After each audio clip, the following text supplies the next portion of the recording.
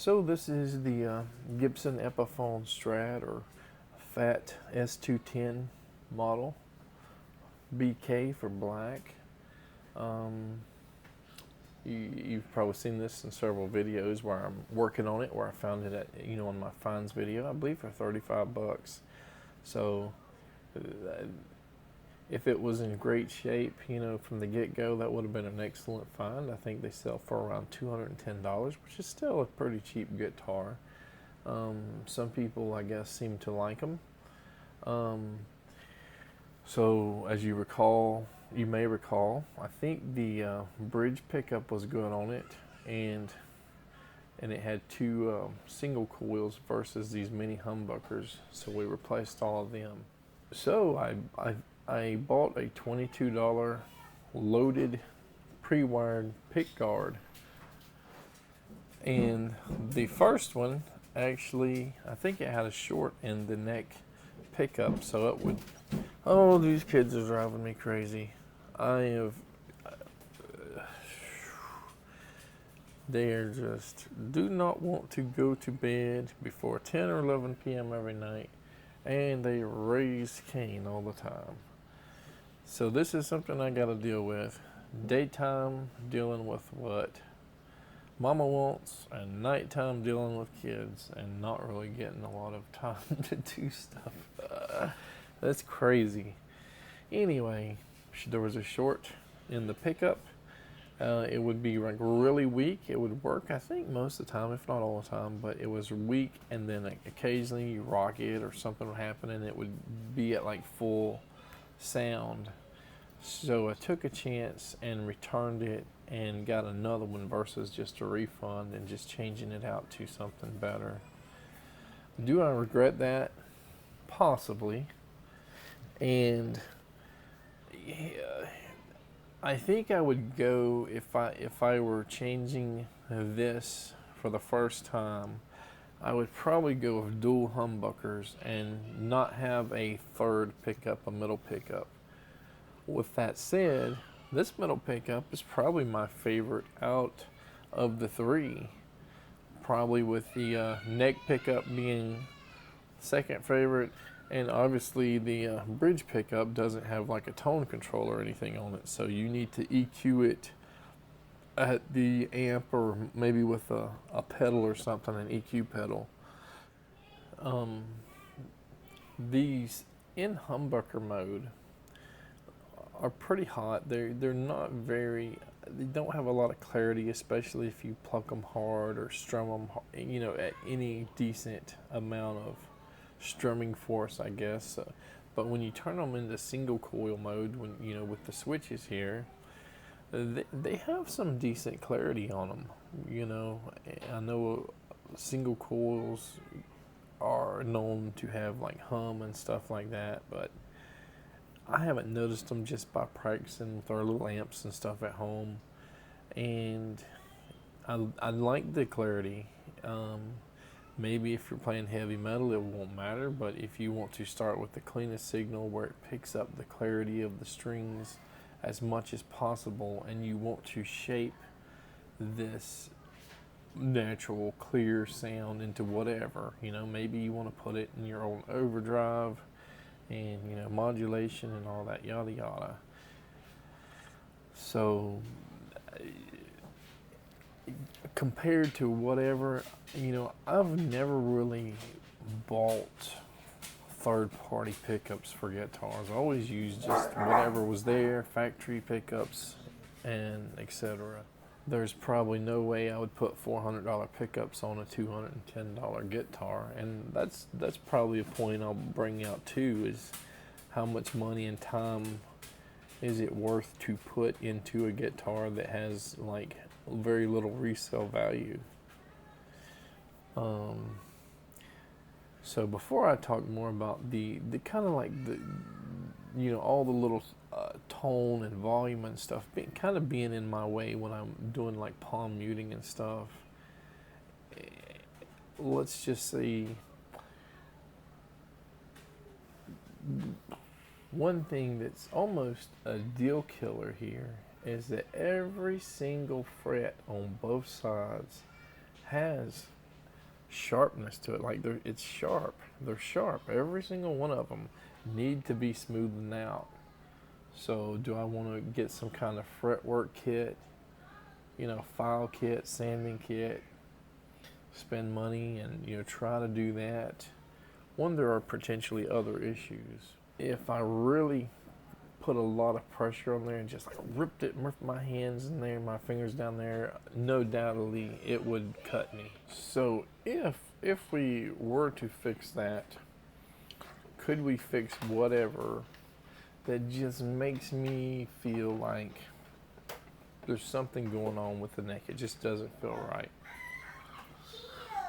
So somebody pointed out that I guess this side, let me move this camera here, was obviously like high, lifted or whatever. And he said you need a real neck shim. And he said, I bet your neck is bowed. And he mentioned that some of the cheap guitars, when you adjust the truss rods, it sometimes doesn't do much of anything, so let me just explain how it's actually playing or feeling to me. So probably at maybe the 3rd or 4th fret to maybe the 11th fret, the tension is, even though we got like a string height gauge saying, maybe it's a little bit high, I guess there is a lack of tension on the strings there. Feels like, the action, like I'm barely pressing it and the strings are going down. Maybe 12th fret all the way down here feels kind of normal. You know what I'm saying? I do remember a friend of mine having an Ibanez, and I think his action or something was so low. Maybe he used the lightest gauge strings or something, or just a combination of that. My JJ, stop. Do not turn that back on. You're being a poo-poo head, right? Yeah. Medium strum, heavy-handedness. It would almost break the strings on that guitar. He played it fine because he was used to it. But I'm wondering if these Hendrix strings are still just too light a gauge for the way I play and what I'm used to, and my big hands and heavy-handed strumming and all. So what this guy sees as a bow and even needing a shim, and it may actually need a shim, may just be, for the most part, my way of playing isn't compatible with these strings.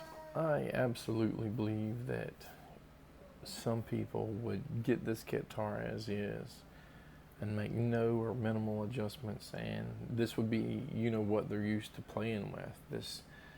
The string tension, yada yada. It's just not what I'm used to playing with.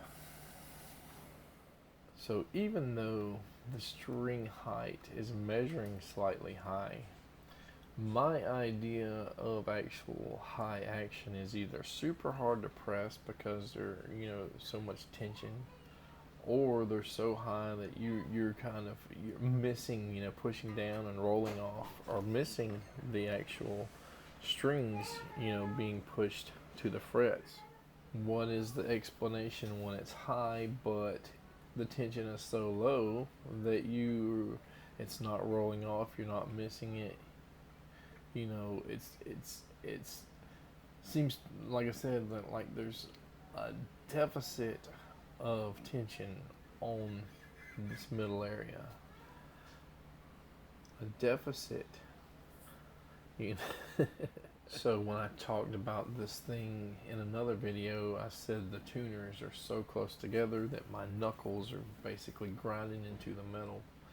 That's a problem for me. Just for whatever, you can fix it easily just by getting, a tuning tool, $3, $4, $5, or maybe like a drill, one that hooks to a drill. Although you're not going to do like your fine tuning with the drill. So so I guess it's not a huge issue, but it's just for whatever reason I don't even have a $2 frickin' tuning tool, string tuner. As you can see, I actually got a whammy bar finally, and I got this from Temu. It's like $2 or something like that. You can get them in like several different colors, maybe like chrome, black, gold, possibly other colors. And it does not feel like just a cheap piece of metal. It feels pretty good, and it threads are pretty tight in there once you get that last loop or whatever, and it seems to work pretty good. I guess this guy also mentioned, about bone or anything being better than a plastic nut as being, like wrong. And I guess he mentioned like, older, maybe Gibsons and stuff, having maybe like wood and plastic saddles. And here we go again. I'm not sure if he was specifically talking about acoustic guitars like the Yamaha, the Parlor, which is the silk and steel strings that we use, or if he's talking about everything like, electric guitars as well. But there definitely are plenty of comparisons, especially with electric guitars. I think even with acoustics as well. But your biggest test is your like sustain test. And if you check out those videos, you'll see that everything seems to have a lot longer sustain than a plastic nut, especially in electric guitars. So, a lot of these people are timing how long the sustain rings out. And I guess the other issue which I brought up was that once you fret all of your strings that you're plucking, onto your metal frets, you're bypassing that nut. So you're not getting the tone from the nut. And this is, and I'll say this about 12-string guitars, especially 12-string acoustics and all. If you do your chords with open strings, they sound so much better. They just ring out, and I'm sure that's true with plastic nuts or whatever. But if your bone nuts, brass nuts or whatever, ring out with so much more sustain, it's just going to be such a more like vibrant sound. At least in my opinion. People, I guess there's people that love plastic nuts and all that stuff. I'm not an expert, but I think in the electric guitar world especially, and I don't see why it wouldn't be with acoustics.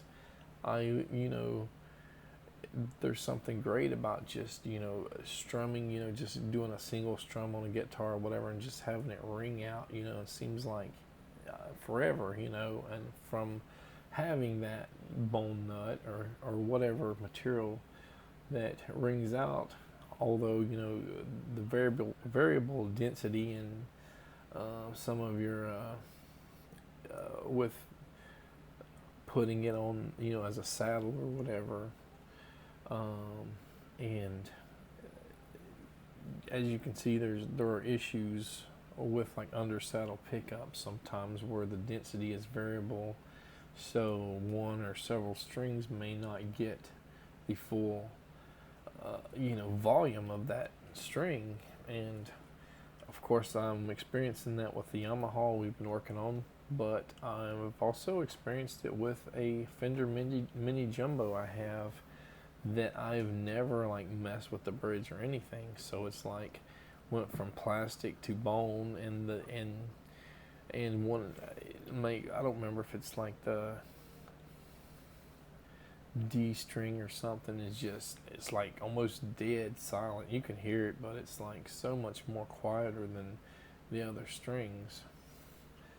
So I just wanted to make it clear. I mean, there are plenty of comparison videos about things, and you can hear a difference in sustain and stuff.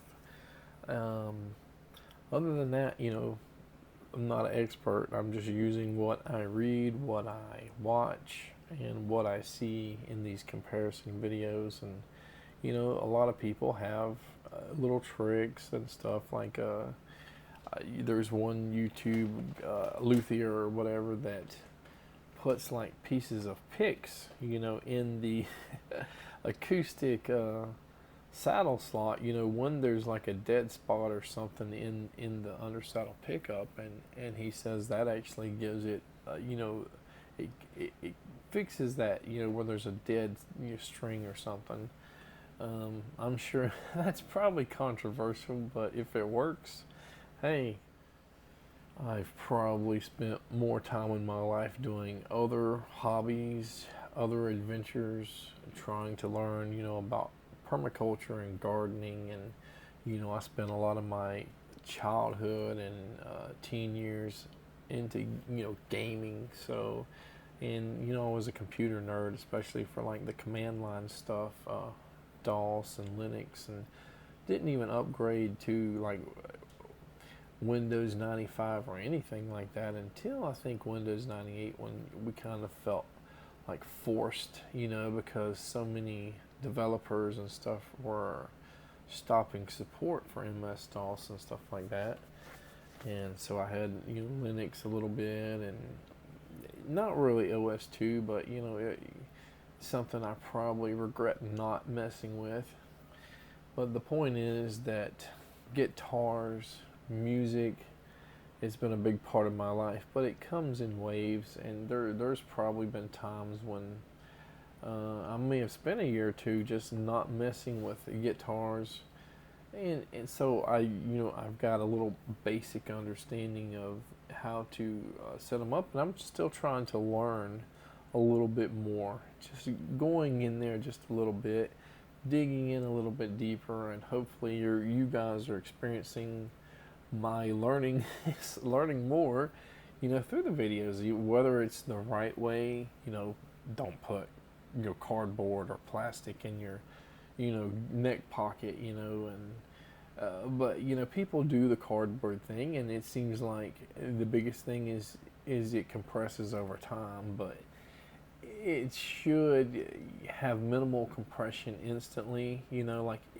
if you put that in there and it fixes the problem, you probably have an idea that it's a temporary fix until you can get a maple shim, you know.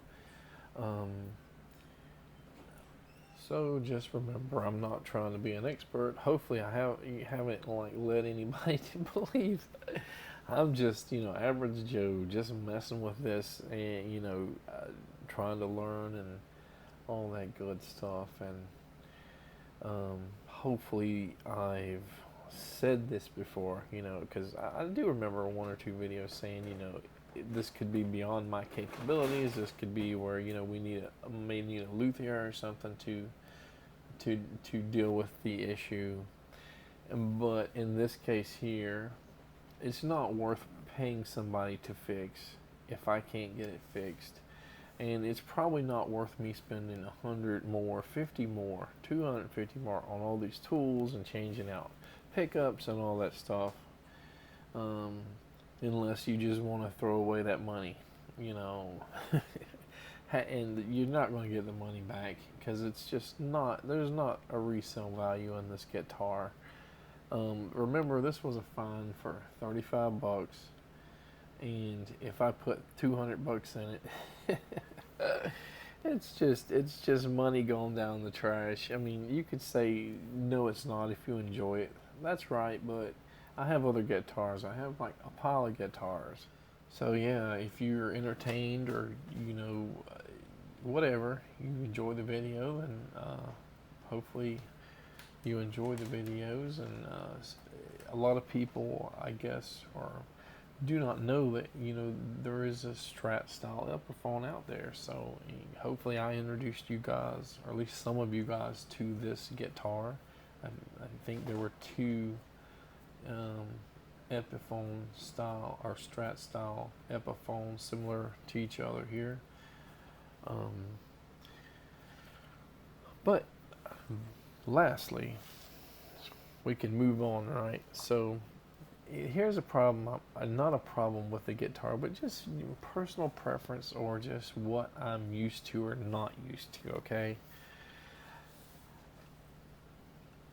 palm muting, and before I brought this up, I did a Google on palm muting on strats, and there are obviously people that say it's hard or you can't do it, even though I guess you can.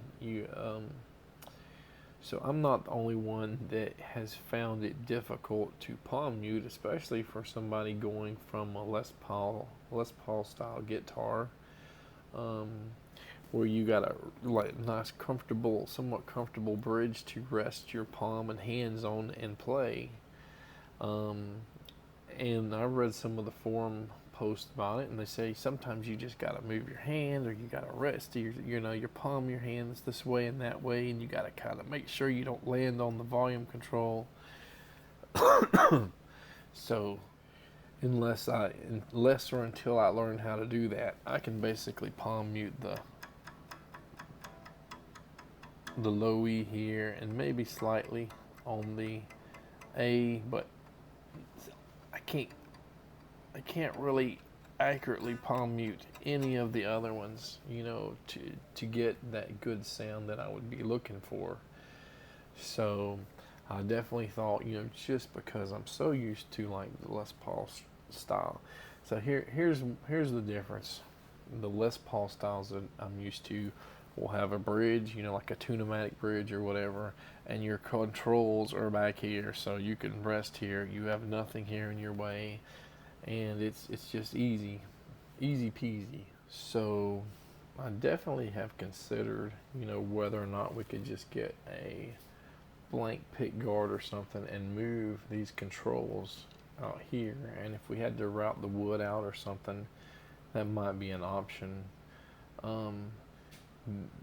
The other thing is, I'm used to like the double pickups versus three pickups, and I know you can get like maybe some Les Paul Black Beauty customs and probably a number of other Epiphone and Gibson style guitars that have three pickups. But when I'm finger picking, and I'm used to the dual humbuckers or whatever, I'm touching this. It feels weird to me, because even my Fender, like my Jagmaster and all, I have all the space that's empty. I don't touch it when I'm finger picking or anything like that. So it's something that you just, I guess, have to get used to. I don't know if anybody's ever complained about middle pickup, bringing you kind of like out of the comfort zone. Maybe they have. I haven't looked it up to see, but I would probably prefer to have like a dual humbucker set up, and then move at least the volume and one, if not these two coil splitting switches over there. And I think that would make it a lot more familiar and comfortable, for myself. But can I get past, or can I get through, fix whatever the issue with feeling like the neck is supposed to, having the neck feel like I believe it's supposed to feel like, for me, for my preferences, for my past experiences, like other guitars that I've played. Can I get past that? But should we go and get heavier gauge strings, just to see how it does, and try to reset it up, and go from there? And if that doesn't work, then the other option, or the other question is, like I said, this is the resale value, is like $210 for a decent condition guitar, not 300, 400, 500, 600, whatever that you might put into it. If you spend that much money on it, it's obviously no longer a great deal, a great find, a $35 guitar, if you put that much money into it. All right, take care, guys.